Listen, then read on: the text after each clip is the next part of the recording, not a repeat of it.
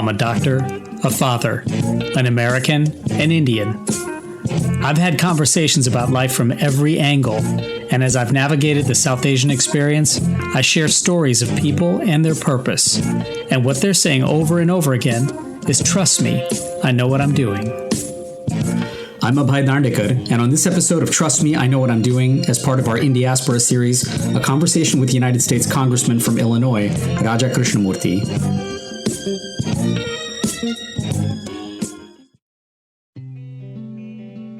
Trust Me, I Know What I'm Doing has been on a summer break, so I'm excited now to get back to it. And I'm truly grateful to everyone for listening to the show, downloading and subscribing and rating the podcast on your favorite platforms, and following us on social media at Dr. Abhay Darndekar. I'm also proud that this episode is the first of a series of conversations collaborating closely with INDIASPORA, the nonprofit organization which is inspiring the global Indian diaspora to be a force for good. And exemplifying this mission, as a friend of INDIASPORA, as a voice for his constituents, and for so many Indian and South Asian Americans, is Democratic Congressman Raja Krishnamoorthi, representing the 8th District in the state of Illinois. Now, his contributions are fairly numerous, serving on many committees, including Intelligence, Oversight and Reform, and a subcommittee on the coronavirus. He's also vice chair of the LGBTQ+ Equality Caucus, co-chair of the Congressional Asian Pacific American Caucus Immigration Task Force, and an assistant whip for the Democratic Caucus. Raja was born in India and immigrated with his family to the U.S. when he was young, with a journey that saw public housing and food assistance before eventually settling in Peoria, Illinois. He went to Princeton and then to law school at Harvard before returning to Illinois as a lawyer, working in both the public and private sector, and also actively working in the early 2000s with Barack Obama on his House and Senate campaigns. Raja has served in Congress since 2017 and is now running for re-election this fall. He's been a leader on a range of issues from voting rights to supporting women and working families to climate action. 2 fun facts, by the way. He's a diehard Chicago Cubs fan and was born Subramaniam Raja Krishnamoorthi, so those 29 letters have proudly served to represent us well in many households. Now lately, many have been feeling an onslaught of crises that are making the American story feel quite chaotic, with so much on the table that's critical. But for me, I was curious to zoom out and at least start with something we have in common. Just 2 Indian American dads having a good summer chat, Chicago style. You know, I feel like this is, again, like I just mentioned, a good summertime chat between 2 Indian American dads, sort of our Ferris Bueller moment, if you will. There you go. I look forward to it. You know, with so much going on, and especially as a father, as a citizen, as a congressman, you know, the news of the past month has just been so tough and challenging, especially for those of us who are sitting and watching, and for you having a front seat to it all, certainly all of it with gun violence and climate deregulation, abortion rights, all the things that you're so passionate about. How have you reflected on the current state of affairs as it presents itself with such a confluence of almost urgency and in some ways shock? I think that, you know, rather than agonize, we have to organize. I think this is the time for us to act and do whatever we can with regard to protecting reproductive freedom, trying to curtail the proliferation of weapons of war in public spaces throughout our country. And then also, you know, shoring up our democracy, because voting rights and other matters are still urgent, and we need to take action. So, you know, that takes a couple different forms of action. One is actually passing legislation through the House that addresses each of those issues. Just last night, for instance, we fearing that the Supreme Court decision that overturned Roe v. Wade would also affect gay marriage rights, we passed legislation codifying gay marriage in our national laws. Of course, it goes to the Senate, where unfortunately a lot of these different matters have been filibustered. So that leads to action number 2, which is we have to hold people accountable in the elections coming up with regard to where they stand on each of these issues, and then elect candidates who are willing to vote appropriately on these particular topics, or and or create carve-outs in the filibuster rules to allow for consideration of these topics so that the will of the people can really become the law of the land. That is essential if we are going to have a functioning democracy that works for everybody. Yeah, and I'm so glad you brought up gay marriage and the ability for everyone to sort of stay equal in that realm. And it's so incredibly important to remember to organize and not agonize. And we're grateful for folks like you who are doing such great action with this. As a dad, did you have a moment of some shock and agony, in some ways sort of helping you to motivate to how to get organized and really take action? Absolutely. When Roe v. Wade was overturned, we knew it was going to happen, but it's like, when you know that a relative is about to pass at some point in the near future, there's only so much you can prepare for when it actually occurs, but when it happens, it creates real heartache, and it creates a sense of loss that's hard to address. And the same goes for Roe v. Wade. It was a law that generations of girls and women could rely on, including women in my own family. I have a daughter. I'm obviously married. My mother is still healthy and with us, and I'm just thinking about all those women in those states where the trigger laws are going to basically ban abortion, and they're going to be without the means to exercise their true freedom. Now, why is that important? Well, in our country, we believe that men and women are equal, but you can't have equality if one gender can't even control their own bodies. That doesn't make any sense. Switching gears to gun violence, on July 4th, we had a mass shooting in a 4th of July parade at Highland Park, which is just the next district over from my congressional district. And again, it was shocking. It was a reminder that as long as there's no common sense gun regulation in this country, nobody, nowhere is truly safe. And that is a sobering thought. No, sobering indeed. And I mean, I thought of this as a father, as a healthcare provider, when I think of all these things sort of layered on each other. And then I layer in another election cycle coming up and the January 6th hearings, all the things that are happening globally. There seems to be this sort of spirit of almost distrust and disillusionment, of course, with our government systems and our public institutions. Yet, how do you as a leader and someone with the vision to be able to organize and really the motivation and the compelling nature to act on these things, how do you recultivate and in some ways reinvigorate trust and confidence in these institutions and systems? I think we have to get things done. We have to solve some problems. I think that's really what engenders trust.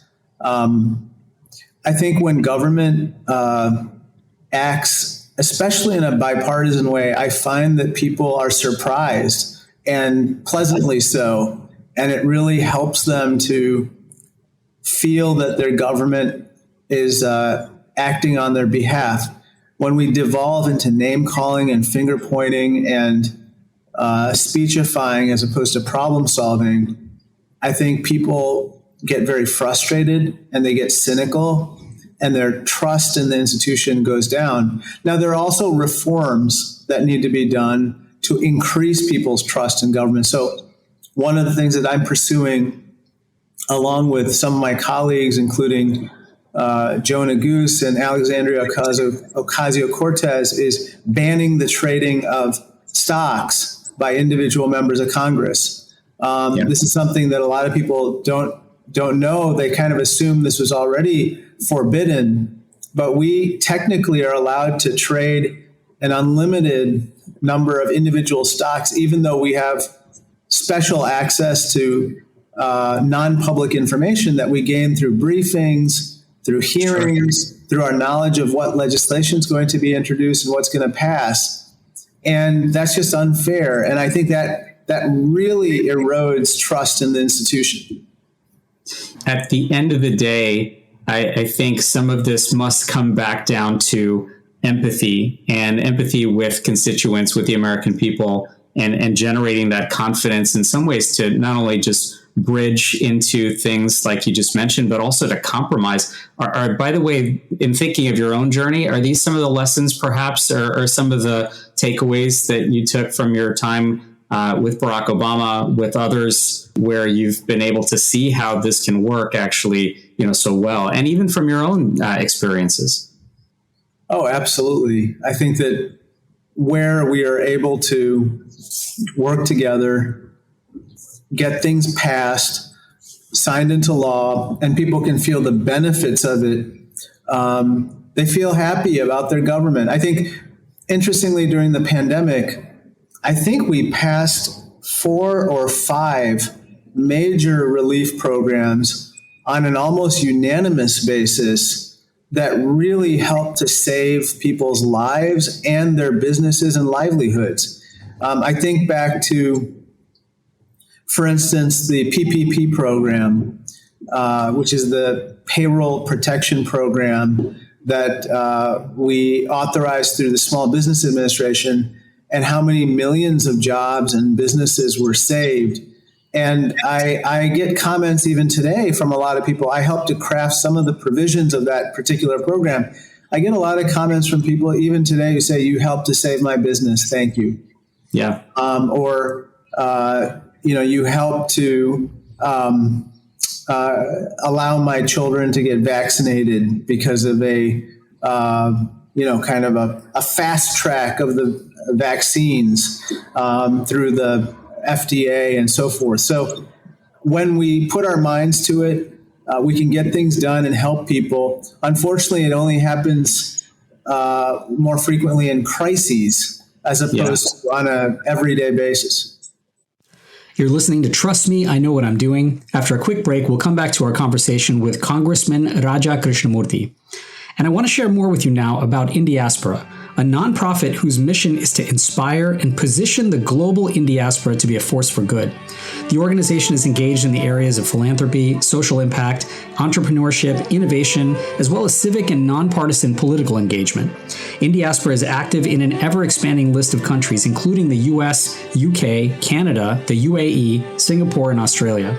In 2022, Indiaspora is celebrating its 10th year in a big way with the Indiaspora Global Forum in New Delhi in August and the 10th Anniversary Forum in San Jose in October. You can find out more at www.indiaspora.org or follow Indiaspora on Twitter, Instagram, Facebook, and LinkedIn. I'm Abhay, and this is Trust Me, I Know What I'm Doing. Let's rejoin our conversation now with Raja Krishnamoorthi. If I think a little bit about, again, your own journey, I'm so curious to think about this particular piece, and that is, I'm wondering what your thoughts are on this. How and perhaps why does your Indian Americanness, if you will, matter as an elected official in 2022? Well, I think that there are multiple answers to that question, but I think that being an Indian American or Desi, if you will, allows us to understand multiple dimensions of the promise and the challenges that face the country. In terms of the promise, in one generation, in my family, I went from food stamps and public housing, where I spent half of my early childhood, to being in a position where I can help other people in the same way that I was helped by this government. And, a lot of immigrants, especially Indian Americans and others, have similar stories where they started out with literally nothing, or as some people tell me, $8 in their pockets. And then they achieved great success in one generation. And that was because of the incredible opportunities, including the public education system here in America. So that both offers hope as well as a path, but it also points out that not everybody has those opportunities. I think the other aspect of being an Indian American is we know what it's like to also maybe be otherized, or face prejudice, or have people question, our backgrounds, maybe even our loyalties, and so forth. And we know that nobody should have to face any of those questions. And if there's anybody who can say this, it's us, in that we hate hate. Yeah. We hate against anybody. And so I think being an Indian American or an immigrant or Desi really allows us a great deal of empathy, and that helps a lot in my current job. And I'm struck by the fact that recently you've also had Indian Americans, South Asian Americans, in fact, engage as challengers within races, and that must actually feel pretty amazing. Gratefully you've been victorious in some of those, but I'm sure from being proud of the fact that there are more and more who are civically engaged, that must feel great. Well, I think that, let me put it this way. I think that the Indian American community and the South Asian community are coming of age politically. They're finding their political voices, and it turns out those voices are all across the spectrum at this point. And I think that's a natural outgrowth of assimilation. Yeah. Let me ask you this. So many Indian Americans and Desis and South Asian Americans are becoming civically engaged and coming into their own politically. But many of those in our community also have an eye and attention on news that's happening in the South Asian region as well. And, with all those ties and that cultural sort of affinity back to the region, as someone who sits on the intelligence committee and has such a global perspective and a front row seat to all that's going on as part of an immigration task force, how do you respond to people who are trying to juggle both of these worlds and yet still make sure that our American priorities and American agenda are met with incredible gravitas and intelligence? I think that what I find very often is that what happens abroad is important to our priorities here at home, and they're kind of bound up together. I see that with regard to global food insecurity. I see that with regard to energy issues, and we even see that with regard to wars and conflicts. For instance, Ukraine, to me, is an existential threat, not just for Ukraine, but for democracies worldwide. And that's why I spend so much time on that particular issue, even though technically it's not directly related or directly impacting my constituents. They care very deeply about it. And so I find it's time extremely well spent. Yeah.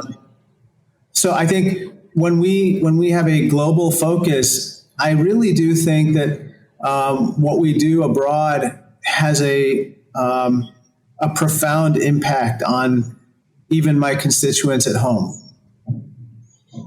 For the Indian American community, it's always a matter of how is this affecting politics in India? And yet, do you find that you sometimes have to sort of gently nudge them back to what's so important for us here at home, even though there is that importance of how things are affected abroad? It still becomes an engagement issue, for us here, and a reminder that, of course, we're Indian Americans and taking pride in our American sort of journey. I definitely think that people, when they come here, are still following developments at home in India very carefully. They still do consider India almost as a second home, and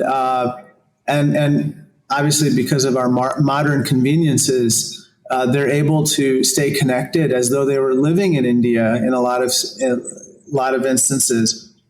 it makes a lot of sense to me that they are concerned about developments there. And certainly we should be concerned as a country about what's happening there. All that being said, what I like to say is I think you should absolutely root for your home teams, so to speak. You should stay connected, stay involved as you like.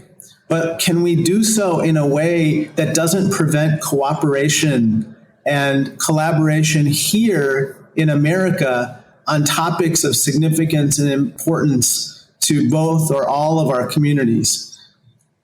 When those issues abroad start to get in the way of that, then I think that perhaps it might be important to rethink how do you balance those those different factors. I love how you put that. And it's amazing to sort of constantly juggle these competing factors. One, which I'm always so curious about, I've heard people say that once you get elected into office, your first day is the first day also of your next campaign. And I'm just so curious, possible to actually successfully govern without the compass that's constantly focused on fundraising and running for your next campaign, and the specter of holding on to that office? I think our campaign finance system and campaign calendar, so to speak, need to be changed substantially over time. Unfortunately, now the campaign cycle is almost as long as the term itself, the 2-year term. And I don't think the founders of the country ever thought that an election cycle would last that long. For comparison, in other countries, for instance, in Europe, the election cycle is maybe at most a couple months, a few months maybe, but not 2 years. Yeah. And I think we have to change that if we really, going back to what you said earlier, want to rebuild trust in the institutions. There has to be less of a focus on kind of that next election campaign, or people are going to, really feel that our priorities are somehow distorted even more than they should be. Congressman, I have one last question. I know we're short on time, but I just wanted to ask you this. For either established Indian Americans or South Asian Americans or anyone in the diaspora who's really first discovering you now and getting to know your work and really sort of getting to get familiar with all the things that you're doing, what's something you want them to take away that makes you particularly hopeful about America in 2022? Well, I think that I'll just tell you about my personal kind of situation, which is I think that for someone like me, who was a product of public housing and food stamps, who is now a United States congressman whose constituents, for the most part, cannot pronounce my name, to elect me to the U.S. Congress is a testament to the greatness of this country. And I think that what we need to do is make it possible for everyone to feel welcome, to feel empowered, and to feel like they can achieve their American dream, just as my family did. And we need to not only make that dream possible for everyone, but also inspire everyone to have their own dream and aspirations and reach for the stars and attain what they want to do and realize their full potential. And if we can do that, there's no limit to what America can achieve. Well, Congressman, we're so grateful for you for facilitating this potential and helping all of us achieve so much. Thank you so much for joining. I hope you'll come back and join us again sometime. Hey, thank you so much for your very insightful questions, and I really enjoyed talking to you. We'll hopefully catch a Cubs-Dodgers game at some point. I would love to watch a game with you. I've been a lifelong Cubs fan. Let me just say I'm eternally optimistic. Well, thank you so much, Congressman, for the optimism, for your service, and for all that you represent. And I want to make sure to remind everyone to please visit Indiaspora.org and follow them on social media for the latest events, activities, and ways to get involved. Please also register to vote and make your voice heard. Shout out to my sister for a happy birthday, and to Ranveer for just being himself. Until next time, I'm Abhay Darndekar. Because every story told is a lesson learned, because every lesson learned is a story waiting to be told. I'm Abhay Darndekar, and I share stories about people and their purpose. And what they're saying over and over again is, trust me, I know what I'm doing. Listen online at ruckusavenueradio.com and on the Dash Radio app, or wherever you get your podcast.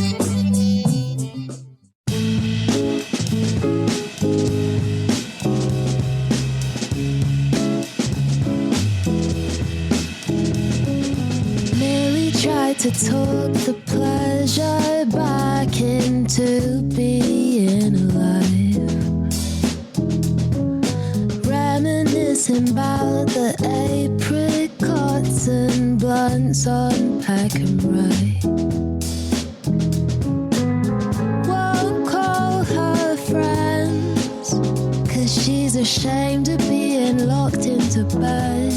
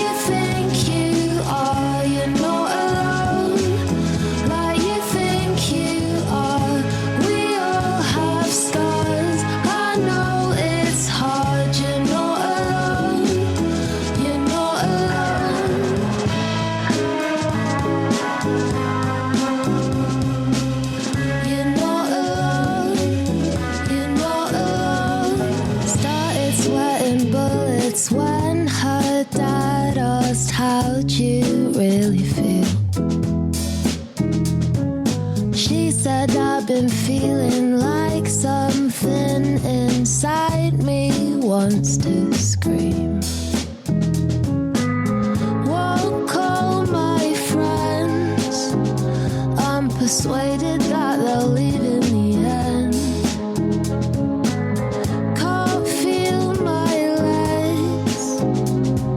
I'm feeling like a liar at best. You're not alone, like you think you are. You're not alone, like you think you are. We all have scars, I know it's hard. You're not alone, you're not alone.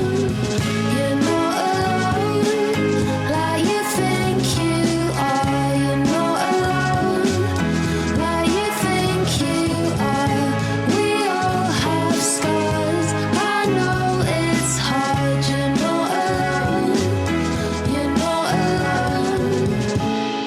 I've often felt like I was born under a bad sign, wearing suffering like a silk garment or a spot of blue ink, looking for light and finding a hole where there shouldn't be one. I cannot communicate the depth of the feeling. Truth is, I'm still learning to be open about this, but know that I know and you're not alone. You know that I know and you're not alone.